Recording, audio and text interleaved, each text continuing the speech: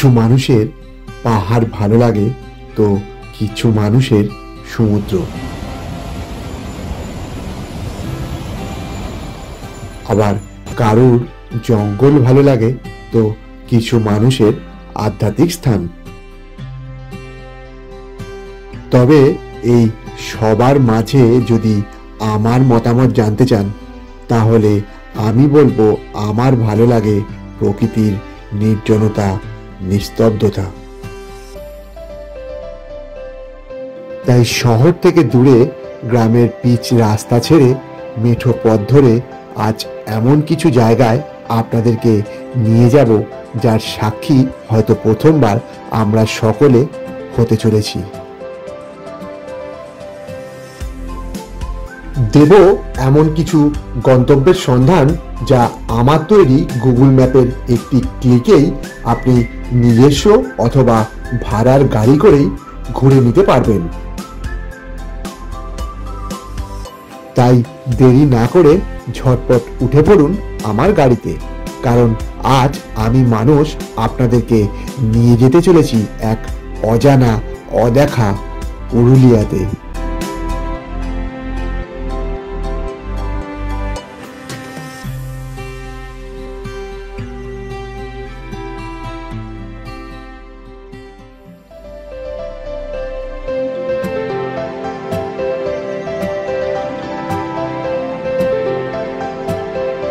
সফরটা শুরু করেছিলাম একটু অন্য পথ দিয়ে, সবুজের স্বর্গ ও লাল মাটির দেশ বাঁকুড়া দিয়ে। ইচ্ছা ছিল শুশুনিয়া পাহাড় ও বিহারীনাথ পাহাড় দেখেই পুরুলিয়া পৌঁছব।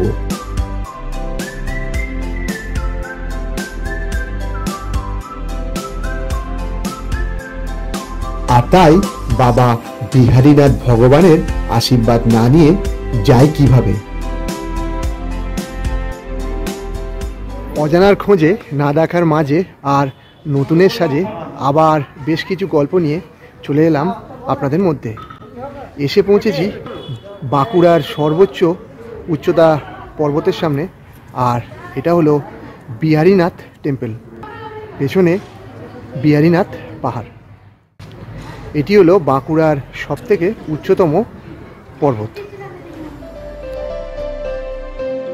ঈশ্বর দর্শন সেরে বাঁকুড়ার এক অজানা পথ দিয়ে আমি রওনা দিলাম পুরুলিয়ার দিকে।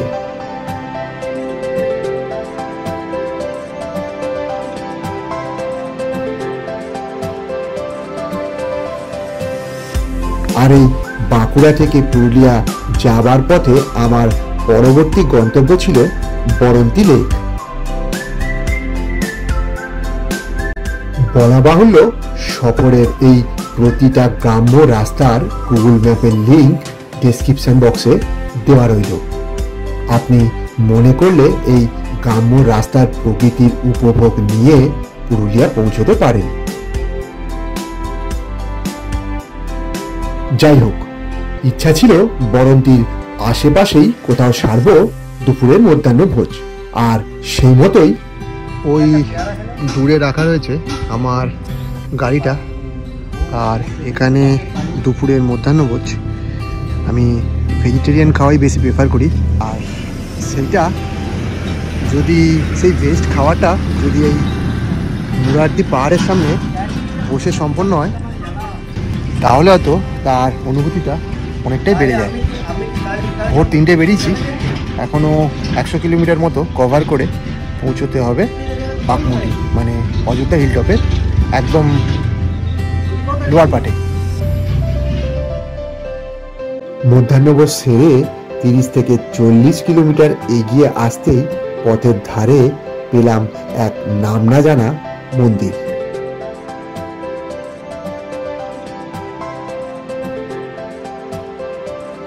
দুপুর হওয়ার কারণে সেই সময় মন্দিরটি বন্ধ ছিল, তবে পাহাড়ের কোলে এই মন্দিরের শোভা ছিল অতুলনীয়।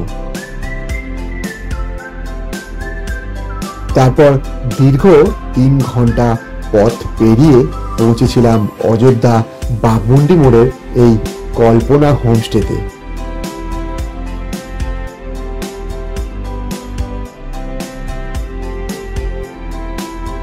আগেভাগেই করা ছিল 2 দিনের বুকিং। ঘরোয়া পরিবেশে পরিষ্কার পরিচ্ছন্ন এই হোমস্টের বুকিং ডিটেলস আমার ডেসক্রিপশন বক্সে দেওয়া রইল।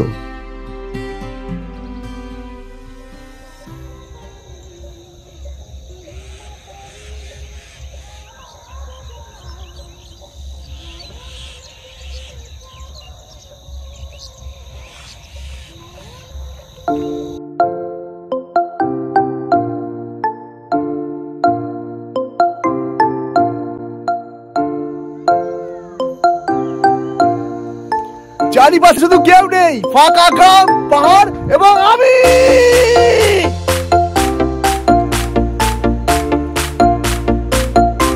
হ্যাঁ, ভিডিওর সেকেন্ড সেশনে ঢুকে পড়েছি। বলের পালিশ চলে গেছে, আউট হবার চান্সও অনেকটাই কম, তাই এবার ব্যাটটা চালিয়ে খেলবো। আর সেই জন্যই হয়তো সুস্থ সবল সুন্দর এক রাস্তা ছেড়ে গ্রামের মেঠো পথ ধরে যাচ্ছি আমার আজকের প্রথম গন্তব্য চেমটাবুরু পাহাড় ও খয়রাবেড়া ড্যামের দিকে।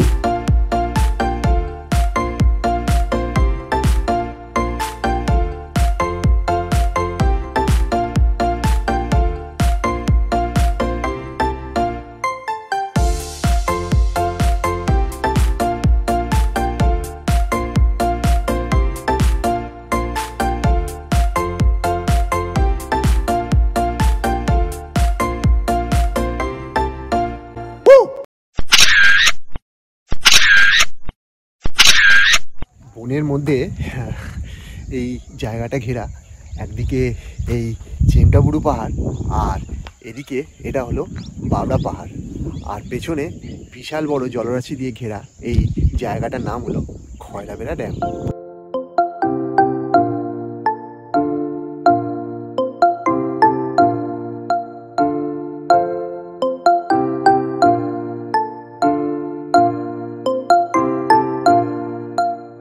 আড়ালের অবকাশে যেখানে এক ফালি পাহাড়ের জন্য আমরা আফসোস করি, সেখানে দাঁড়িয়ে পুরুলিয়ার এই জায়গাটা চারিদিকেই পাহাড়ে ঘেরা। বাঘমুন্ডি মোড় থেকে এই খয়রাবেড়া ড্যামে আসতে আপনার সময় লাগবে 25 থেকে 30 মিনিটের মতো, দূরত্ব 15 কিলোমিটার।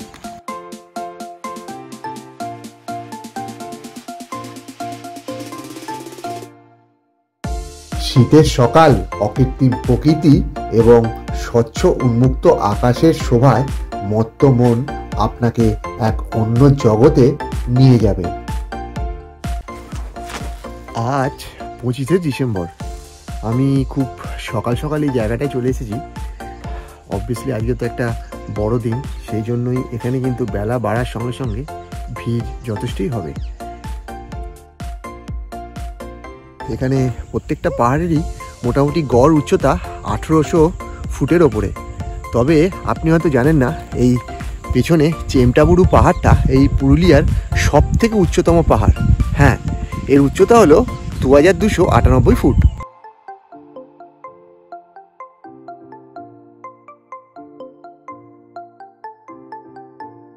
দূরে ওই জায়গাটি হলো খয়রাবেড়া ইকো রিসর্ট। প্রকৃতির এই অপরূপ সৌন্দর্যের মধ্যে যদি আপনি থাকতে চান, তাহলে আপনি এই রিসর্ট বুকিং করতেই পারেন।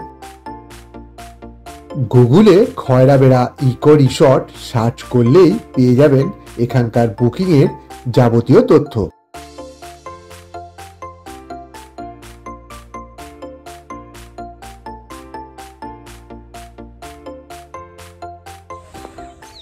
একটা জিনিস দেখাবো, ওয়েট।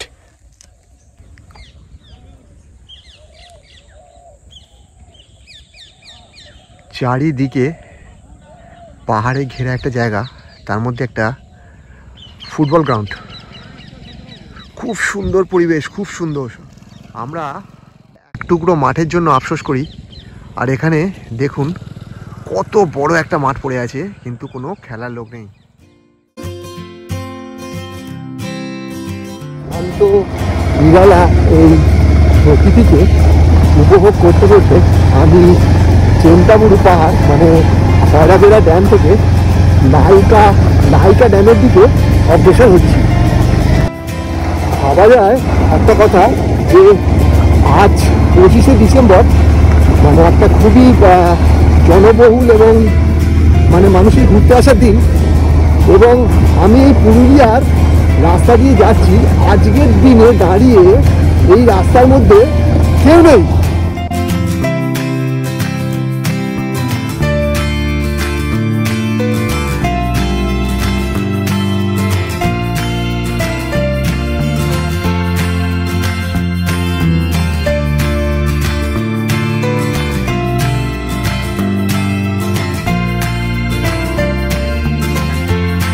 দেখতে দেখতে 40 কিলোমিটার পথ পেরিয়ে পৌঁছে গেলাম এক অজানা গ্রামে, যার নাম জজ হাতু।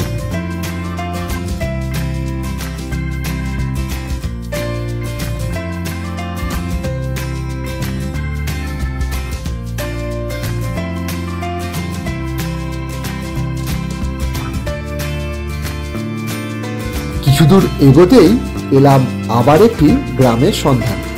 চারিদিকে পাহাড় ও বন জঙ্গলে ঘেরা এই গ্রামটির নাম হলো বনপাহাড়ি।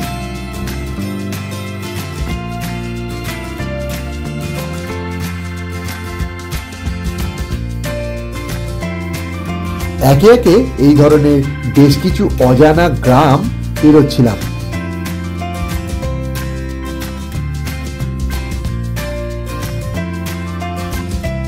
কিন্তু গ্রামগুলো সম্বন্ধে বেশি কিছু জানা ছিল না, তাই অযথা সময় নষ্ট না করে পরবর্তী গন্তব্যের দিকেই মনোনিবেশ করলাম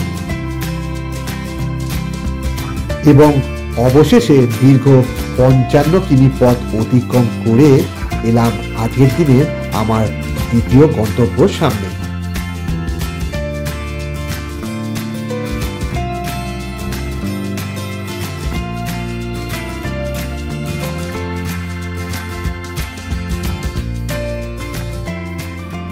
আচ্ছা, আপনার নাম কি? প্রদীপ লায়েক। প্রদীপ লায়েক। আচ্ছা, এটা লায়েক বাঁধি বলে, তাই তো? আচ্ছা, এটা কি আপনাদেরই মানে টাইটেল, তারই নাম অনুসারে এই বাঁধটা করা হয়েছে? গ্রামটায় কতজন থাকে? হাজার খানেক জন থাকে এই গ্রামে। হাজার খানেক জনের বসতি এই গ্রামে, আর তাদের জন্য এটা করা হয়েছে। আচ্ছা, এটা কি জল সারা বছরই এখানে এরকম ভাবে থাকে? সারা বছরই থাকে। আর এটাই কি আপনাদের পানীয় জলের মেন মানে? পানীয় জল না, চান করার জন্য। আচ্ছা, স্নান করার জন্য, চান করা বা বাদ বাকি যে বাড়ির যা কাজকর্ম হয় তার জন্য। এটা এখান থেকে আপনাদের কি পথ মানে হাইওয়ে বা বাঘমুন্ডি বা ওইদিকে যাওয়ার পথ কোনটা? পথ আছে ওইটা দিয়ে আমাদের, যেটা যেখান দিয়ে পিচ রাস্তা দিয়ে এলাম ওইখান দিয়ে। ফরেস্ট অফিস আছে না, ওইটা দিয়ে। এই গ্রামে মোটামুটি বাচ্চারা সব পড়াশোনা করে? হ্যাঁ, করে। সব পড়াশোনা করে তো? আমাদের এই তো সামনে স্কুল। আচ্ছা, ওইদিকে স্কুল করে, ওটা দাদু দান করেছে। আচ্ছা, এইটা কি পাহাড় বলতে পারবেন এই সামনে যেটা? হ্যাঁ, সিন্দ্রলিয়া। ও, এটা সিন্দ্রলিয়া পাহাড়। আর এইটাই সিন্দ্রলিয়া পাহাড়। পাশেরটা যে ছোটটা এটা জারিয়া বলে, জারিয়া পাহাড়। এইটা সিন্দ্রলিয়া পাহাড়, আর এই পাশেরটা হচ্ছে জারিয়া পাহাড়। আর ওইখানে উঁচুটা হচ্ছে আশরা। ওই যে একদম উঁচুটা যেটা বেরিয়ে আছে, ওই যে মাথায় দেখা যাচ্ছে, ওটা আশরা। আর এটা হচ্ছে চ্যামটা। হ্যাঁ, এইটা তো চ্যামটা। হ্যাঁ, চ্যামটার পাশ দিয়ে এলাম, চ্যামটা পুরো। এটাই হচ্ছে বোধহয় পুরুলিয়া সব থেকে বোধহয় উঁচু পাহাড়, না?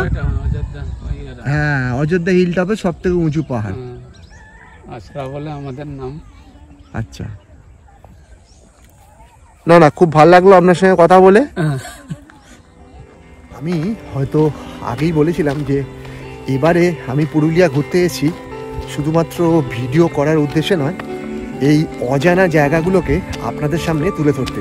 এই ধরনের অফবিট জায়গাগুলো সৌন্দর্য কিন্তু অসাধারণ। কেন বলছি? ওই একটাই কথা, এখনো এখানে মানুষের কোলাহল আসেনি। আপনি ভাবনা চিন্তার বাইরে কিছু সুন্দর দৃশ্য দেখতে পাবেন। দেখুন, ওইখানে যে পাহাড়টা, তার রিফ্লেকশন হয়েছে জলে। ওই দিকে একটা পাহাড়, ওই দিকে একটা পাহাড়, ওই দিকে পাহাড়, আর এইখানেও সেই লেক পাহাড়ের মধ্যে ঘেরা। সূর্য পাহাড়, নীলাভ জলরাশি ও ঘন সবুজের মাঝে অবস্থিত এই জায়গাটি বর্তমান সময়ে অনেক পুরুলিয়াবাসীর কাছেও অজানা।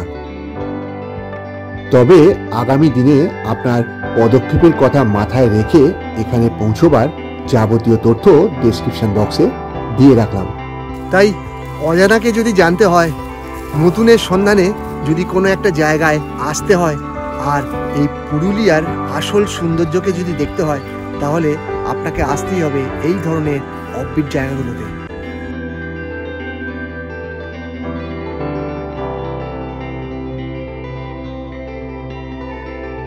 বেলা বাড়ল, সূর্যের রশ্মিও পৌঁছলো মধ্য গগনে। আর তাই ভিডিও বেশি বড় না করে এই পর্বের এখানেই সমাপ্তি করলাম। দেখা হচ্ছে খুব শীঘ্রই পুরুলিয়ার আরো অনেক অনেক অজানা জায়গার সন্ধান নিয়ে। তাই আজকের জন্য টাটা। সকলে ভালো থাকবেন, সুস্থ থাকবেন। ঈশ্বর আপনাদের সকলের মঙ্গল করুন।